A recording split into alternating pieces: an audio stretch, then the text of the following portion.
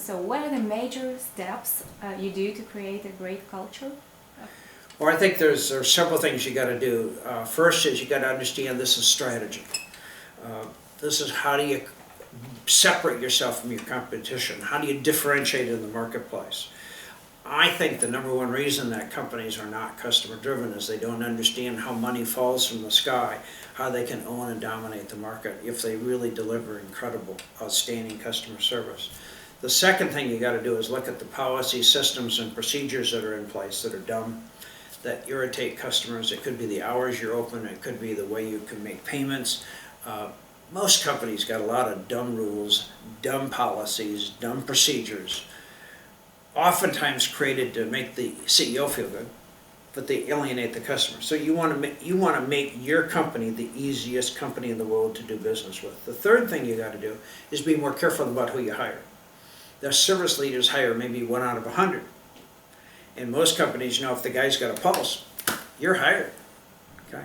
Well, if you hire a lot of dead people, you're going to have dead people floating all through the system. So service leaders are very careful in their hiring for attitudes. Every single service leader believes you can train for skills. The fourth thing you got to have is empowerment. Empowerment means that the employees got to bend the rules. They got to do whatever they got to do on the spot to make the customer happy. It could be a $5 decision. It could be a 100-ruble decision. It could be 1,000 rubles or 5,000 rubles. But you want people making a very fast decision in favor of the customer. This is marketing money. If the customer is over happy, you make a fortune. The next thing you got to have is service recovery. I don't care how good any of us are, we screw up. Bad things happen. We make mistakes. Every day we make mistakes. I know I make mistakes every day.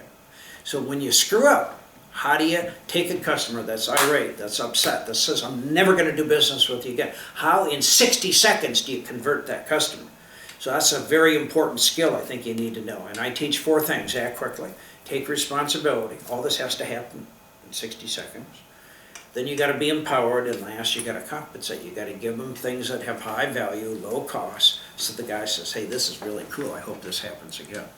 And then the next step, if we're going to create this service culture, is you got to train and educate the whole staff on customer service with something fresh and new virtually every 4 to 6 months. We have a philosophy that we're going to do something with our employees. We're going to dip them in some kind of a magic program. Maybe it's a Russian program, maybe it's an American program.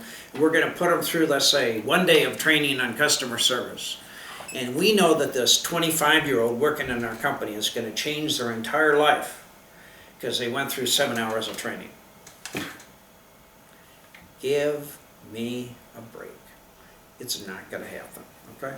There is no magic program that I have created or that anybody in the world has created that you can transform some young person or older person, dip them in some magic potent, and they're now going to be a perfect person for the rest of their life. So if you want to create a service culture, I believe you got to have short interventions, something fresh, something new, virtually every 4 to 6 months. That's how you start to build a service culture. And then the last item is we need to measure what we're doing.